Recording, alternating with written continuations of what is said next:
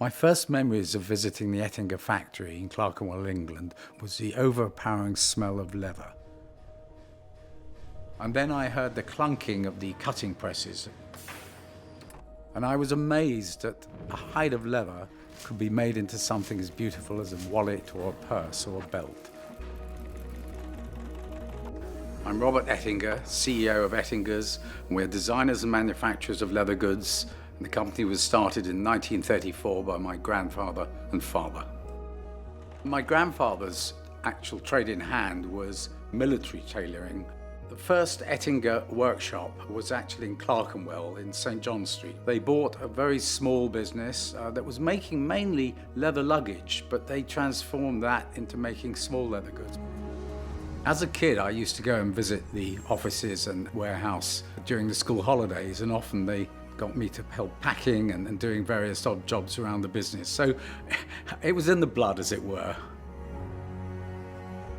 My father wanted me to learn from other businesses before joining his business, so he sent me to work for a German marble manufacturer. And this really gave me an insight into how businesses and different businesses work before coming to join my father in his company.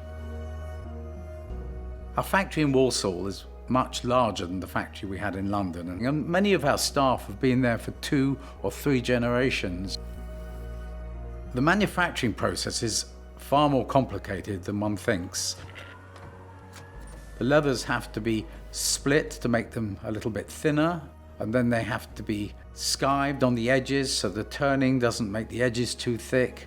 And then all the parts, the linings and the bits of leather, have to be assembled. And over 85% of the process is completely done by hand. The Royal Warrant is a seal of approval, quality and trust.